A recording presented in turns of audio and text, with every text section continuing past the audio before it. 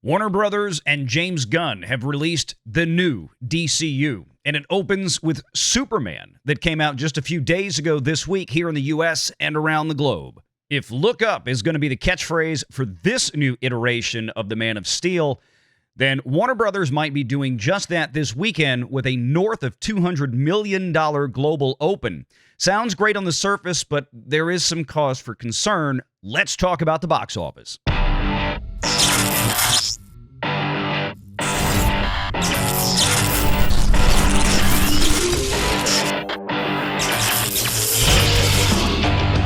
Renegade Online. Well, folks, welcome back. Another great day here at Valiant Renegade. It's good to see everybody out there once again. And if you are like one of the many watching this video not yet subscribed to this channel, please take a moment and turn that little red subscribe button to gray. Hit that like button, hit that notification bell, share this sucker out on the social medias, and of course, please do leave a comment before you head out the door today. Make sure to join us every Sunday and Wednesday afternoon at 6 p.m. Eastern right here for the live shows. It's a bird, it's a plane, it's a box office hit, says Anthony D'Alessandro of Deadline magazine, with Superman opening to $123 million as of his Sunday morning update. He says Warner Brothers is reporting Superman this morning at a $122 million opening domestically.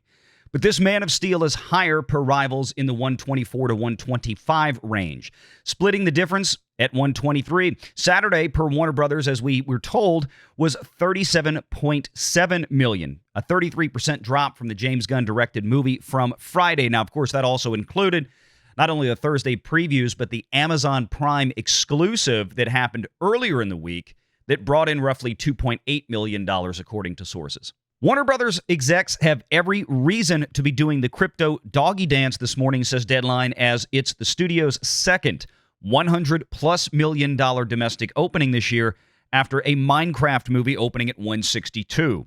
Technically, Warner Brothers owns the number 1 and number 3 biggest openings of the year currently. Warner Brothers owns 6 number 1 openings year to date. It's also DC Studios co-head Peter Safran's biggest opening ever at the box office, and the second best opening for a Superman movie overall behind Batman and Superman. Now, don't even get me started on inflationary pressures and the non-adjustment of these figures, but this is what D'Alessandro does just in terms of raw, unadjusted data.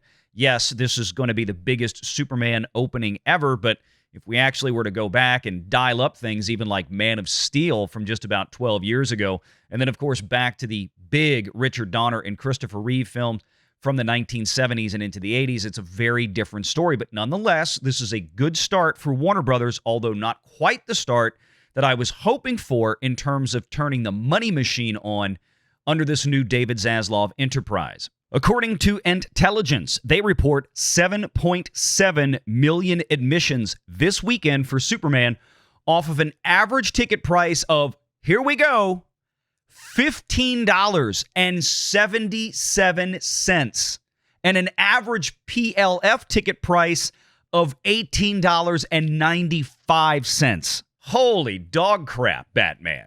I mean, my God, we were talking about even $12 or $13 average ticket prices not but 2 to 3 years ago when theaters were coming out of COVID with PLFs blended in.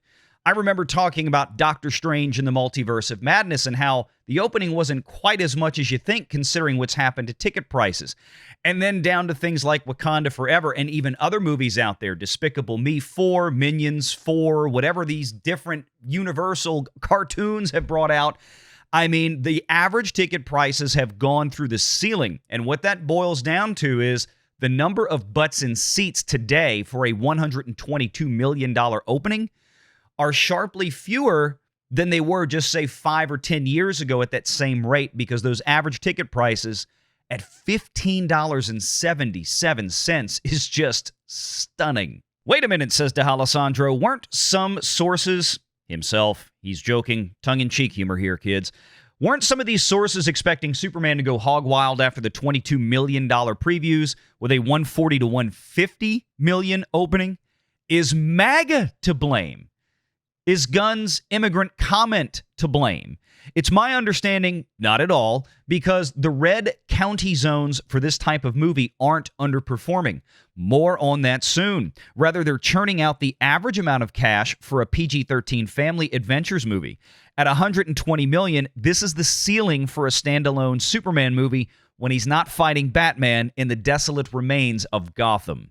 Ooh, there's a lot to unpack there. The questions of, is it to blame on MAGA or James Gunn's immigrant comments? Just to remind folks, this all originally stemmed from an interview that James Gunn did with the Times of London with writer Jonathan Dean, who opened his own article talking about the immigration situation and the Trump situation and the MAGA situation in the U.S., and then really pushed Gunn and steered him into political conversations. Now, as we've been clear before, we're very well aware of the fact that James Gunn is not a fan of Donald Trump and certainly not a fan of MAGA. He's very left-leaning, Hollywood animal type. That's just the way these guys are. That's no surprise.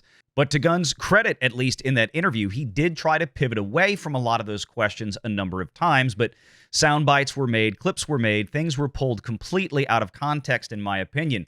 Yes, James Gunn still walked into a hornet's nest, but I was a little dismayed at people thinking that he said things that he really didn't say, but that's the headlines the Access Hollywood media gave us in places like THR and even Deadline and, yes, Variety. Now, we also need to pay attention to something else Alessandro brought up here. He said it's his understanding that this is not at all the case with MAGA and Gunn's comments because the red county zones for this type of movie are not underperforming.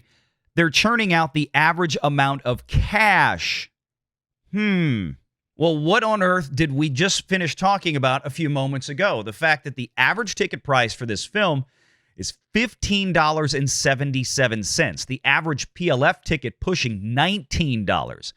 Good God almighty. This is the most expensive movie ticket I think I've ever seen in terms of the intelligence average, and probably by almost $1 on the low end. So what that might suggest, absent any more clarity in the data, is that, yeah, okay, they're pumping out an average amount of cash in the quote-unquote red counties that Alessandro brings up, but if the average ticket prices have jacked 8 or 10 or 15% since the last time that was measured, you do the math. That means that there's about 10 to 15% fewer people showing up on average in those red counties under that example. The people that are showing up are simply paying more per ticket to cover up the loss of butts and seats. Now, this part in the article should be good news for David Zaslav and company in terms of walk-up traffic to theaters.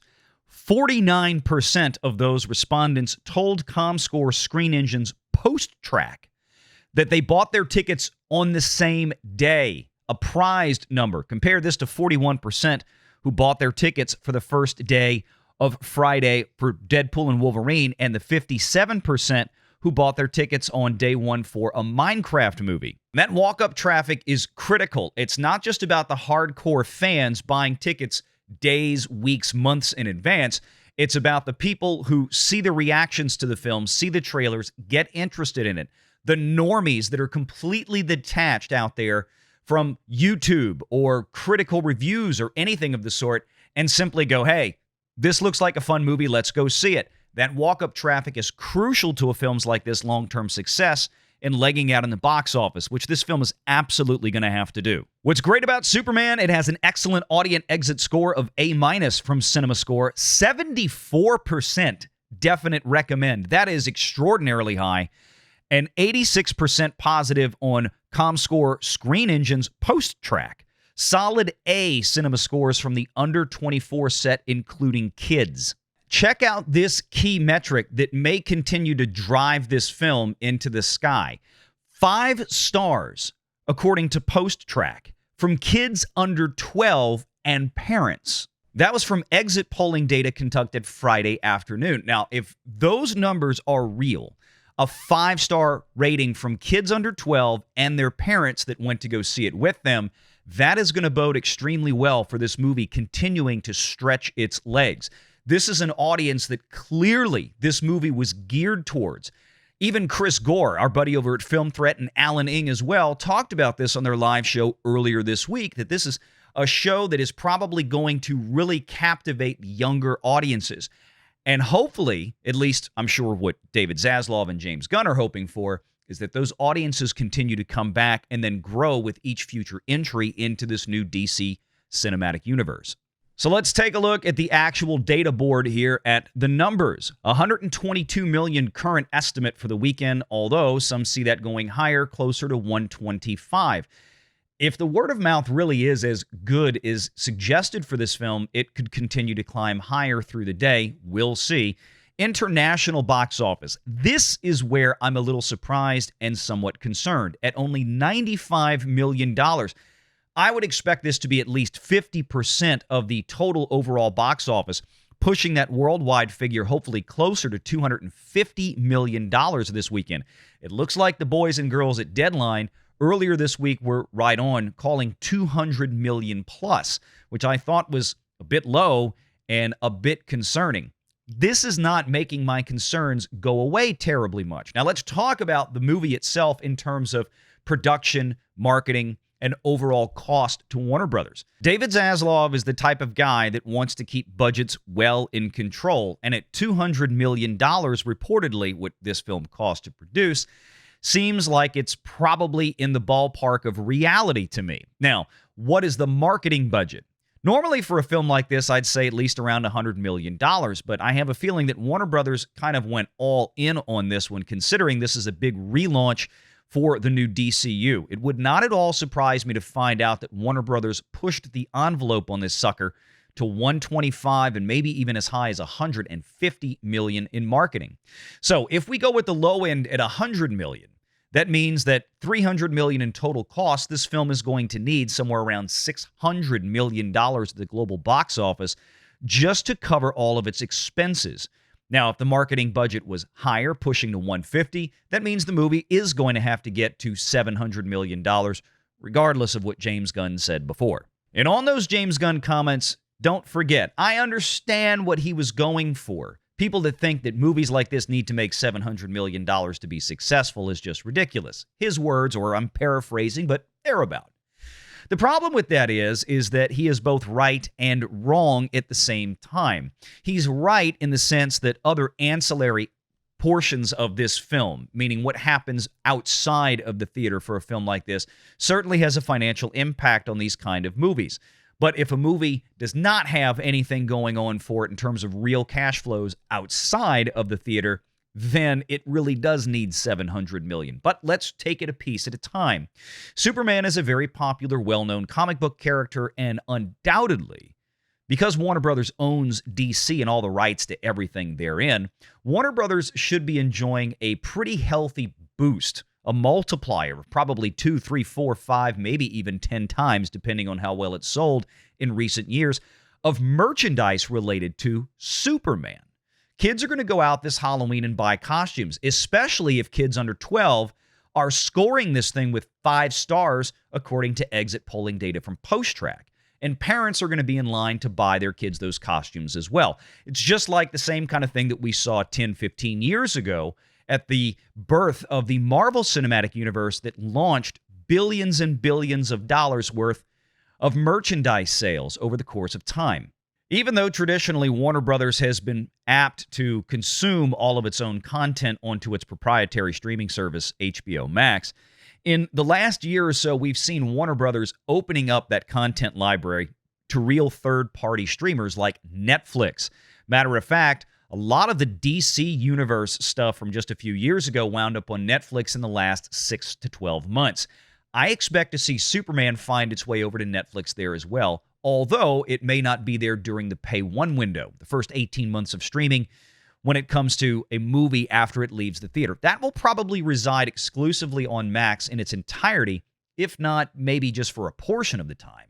But eventually, I have a feeling that David Zaslav will be collecting a check from Ted Sarandos and the boys at Netflix for this one as well. And of course, that doesn't even portend what type of revenue they could make from premium video on demand if they give the movie about 3 to 4 weeks or so of exclusive access through purchase, meaning you got to go to iTunes, you've got to go to Amazon or wherever you buy digital downloads from if you want to watch Superman. Pay your $20 or $25 and enjoy. Otherwise, wait an additional month beyond that before it lands on Max. And movies that tend to score with audiences this high do engender a pretty healthy degree of PVOD sales by comparison.